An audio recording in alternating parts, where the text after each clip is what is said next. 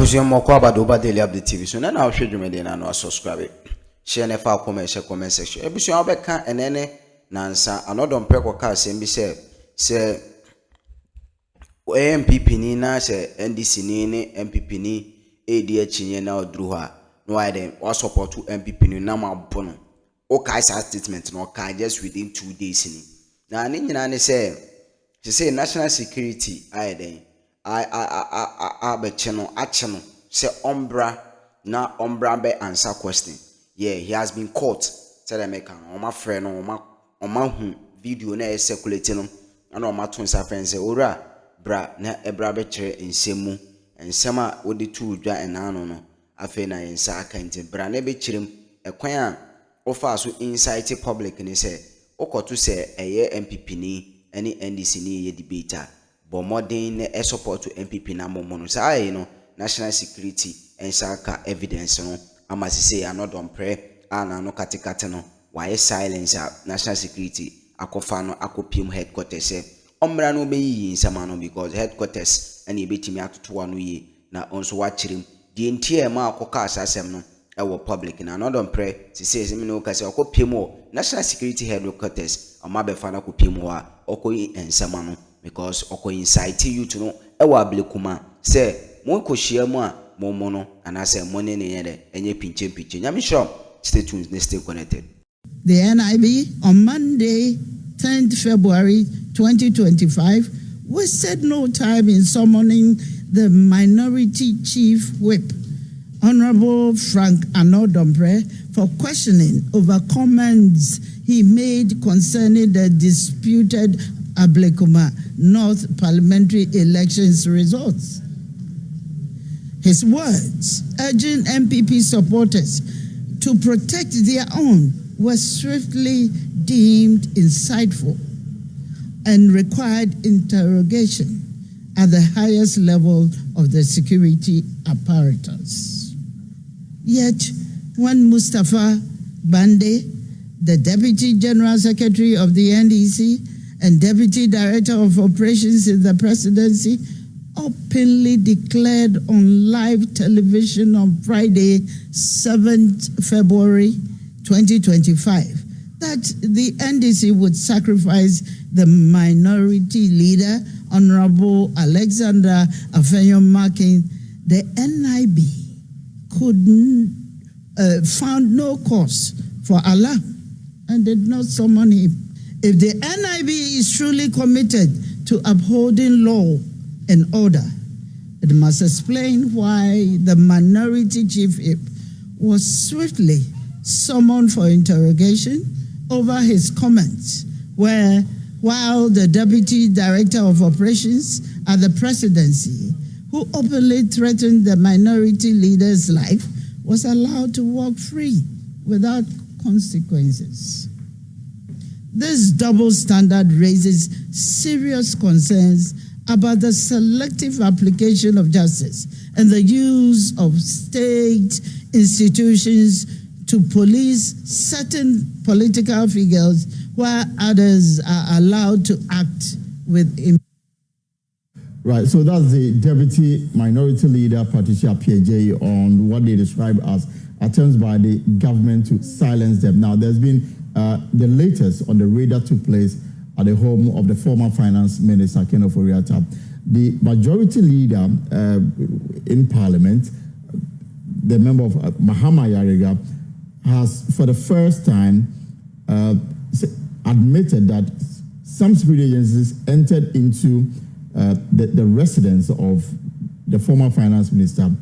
National Security Coordinator, according to him, says that what happened was regrettable and should not have happened. That's Mahama Ayariga. If the visuals are ready, we can bring that to you right now.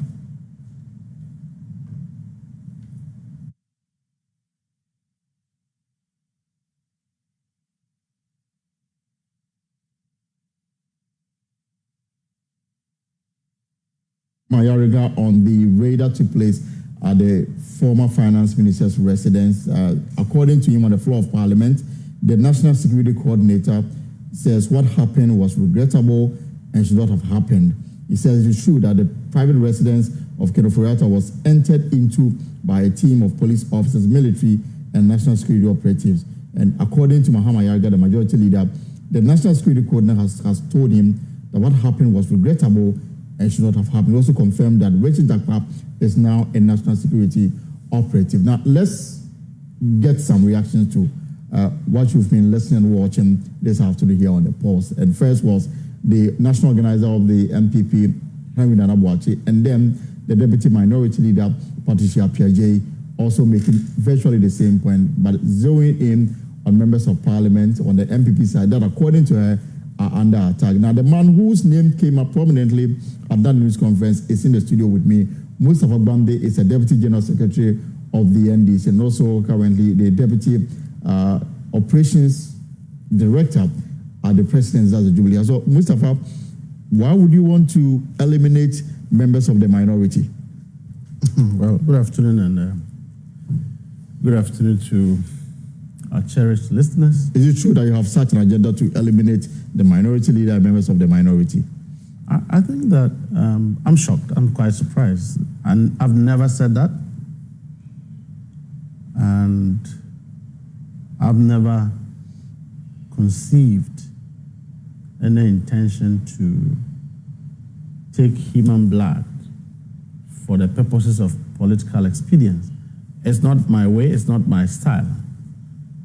But hey, I mean, I believe that whosoever calls for equity come with clean hands. So the comments they attributed to you. What I said. You have not made it. I commented on the posturing of Honorable Afenya Markin in Parliament to the extent that I questioned that when you raise the rules of equity, that bar, Afenya Markin is not clean, but yet seems to posit to the people of Ghana that he is clean, and that the interviewer asked me that what he was doing in Parliament, party leadership was in Parliament to support him. And I said that if party leadership urges you on to do what is wrong, when the system is about to sacrifice, take you on, that was what I meant. The party leadership, papers, I don't listen to these things. And you see, the fact is that, let me assure you, that if you are not clean, the law will test you. And all this noise, when they were doing the press conference, behind the deputy minority leader of parliament is another fugitive, the man who bribed election officers in Ejiso, you remember? MP for Kwadaso, who openly was seen bribing electoral officers in the Ejiso by-election, was standing behind him. A matter that is still so if you go and parade, a matter that is still being investigated. So again, that's what I'm saying. So can we establish the point that you don't have an agenda to eliminate the minority? For what? No. For what? But I disagree with his hypocrisy. I disagree with extreme arrogance seeking to lead a minority group. Because the business and culture of parliament, we are students of politics, is not one which Afenya Markin is advancing. When you pretend to tell your party people that you are fighting in their interest, then behind the scenes, you are chasing contracts and chasing your contract invoices. Is that what is happening? That is what I spoke to. Okay. Yes, so I'm saying that let for once MPP leadership be genuine to their members. Because when you come and stand in parliament, pretend as if you are clean and you are shouting on top of your voice, then as soon as you go behind the cameras, you are in government trying to get your contract bills paid, trying to take contracts, seeking for protocols and all of that. Should we not talk about it? Few issues that we are going to spend some time to talk about. The invasion. And I just want to find out, apart from the fact that you are a Deputy General Secretary of the NDC, you are also now Deputy Director of Operations at the President of the Jubilee House. Yeah. Did your office order the raid on Thṛ荊ity home? The President's office have not ordered the invasion of Thṛ荊ity house. One, it doesn't have to take the President's office for institutions to work. The National Security Operation obviously would have gotten the backing of the Presidency. Saying that. And your office is quite instrumental in some of these things. Setup is an institution. Look, if you are at the wrong side of the law, particularly when you are at war with the state. As you know, and let me state that President Akufo-Addo himself declared ThṛÄnosti a fugitive even before the special prosecutor and national. When was this? Oh, I mean, look, the MPP people want us to go into their kitchen. So you said President Akufo-Addo declared him a fugitive. I want to understand when was this. Before President and why. Akufo-Addo left his seat as president, one of his worst enemies was ThṛÄnosti. What is happening is actually an excitement to a lot of MPP people and their base. I don't remember anywhere President Akufo-Addo is declaring him a fugitive from justice. We know. I'm an intelligent. Publicly, we've not heard anything like that. You said? Publicly, we've not heard anything You will not like hear, but I'm telling you, let them come and deny it. And I'm saying that it doesn't have to take the presidency to dictate the work of the national security or the work of BNI, which is today NIB, or the work of CID. So they acted on their own. They acted on their own. They have the power to do that. When you are the wrong side of the state, any part of the state can come after you. On what grounds did they raid his house?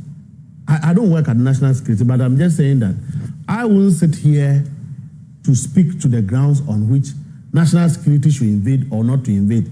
If you go to national security, majority of the people who work there are military officials. And police. And police officials. So if you are going to carry out an operation and you use military officials and you have people who yesterday, ran down this country parading themselves at a headquarters somewhere to make noise, it shouldn't deter the country. The most important thing is that ThṛÄnosti can go to heaven and come down. He will be arrested, he will be prosecuted, and he will be jailed. No amount of noise will stop it. Whichever form of shape. I'm asking because you are now in government. No, I'm speaking now as a deputy general secretary. Okay, but you are also a deputy. If I were here on the dictates of the president, I would convey to you. Even more so as deputy general secretary of the party, what wrong has ThṛÄnosti done that the national security will want to take a raid on his property? He was the holder of the public purse. And so and the public purse have been misused. So point to what exactly the role. Are you not aware? Are you not aware that the MPP government misused our state funds? Are you not aware they stole money? Are you not aware that any check that went to a contractor or a government institution where the funds were misused came from ThṛÄnosti? Are you not aware that the SML deal was a scandal? Are you not aware? But it is a matter that's being and investigated. So I'm just saying that these are all matters that are being investigated. I'm just curious to know exactly the wrong that you can point out and say that this has been investigated. These are all facts have been established. The reason why the raid took place and the reason why you are looking for him to arrest him. The state can arrest you on a Rambo style. They can choose to invite you. They can choose to go on a party with you. The national security chose to go in this way. Now, those who are questioning why soldiers were used. President Akufo-Addo's regime, they were using soldiers as drivers. Who spoke about it? And you are lucky. We are using soldiers to go and raid. And you are complaining? Complaining for what? We have a lot more to talk about. But let me bring in Dr. Richard Amoakomba, who is also joining us on phone. Doctor, you've been monitoring. But there are institutions where, quite apart from the fact that the appointments was within the period when governance have ceased and transition was ongoing, and a warning was given, some CEOs also backdated appointments or recruitments. Are these the ones you are after? All of these ones will be dealt with, including public officers who were partisan. You see, when I listen to Nana B and the MPP, I think that I'm not surprised why they lost the way they lost. When they sit in Accra and misbehave, the grassroots of the MPP does not agree with their stand and position at the headquarters. You've been in power for 8 years. Failed to employ your own party people. Your CEOs kept clearance if they had until you lost election, then they begin to employ. And you think that is genuine and that you stood at headquarters here making noise and that Ghanaians should take you serious. The Chief Justice is MPP and that let Nana B take the suit there and go and say that he's justifying why the president is dismissing illegal and wrongful recruitment. Look, guys, if all of us are looking for jobs and you have lost power, you are exiting, and then you choose to employ people, backdate same, create liabilities for a government with the hope for the government to fail, then I'm sorry.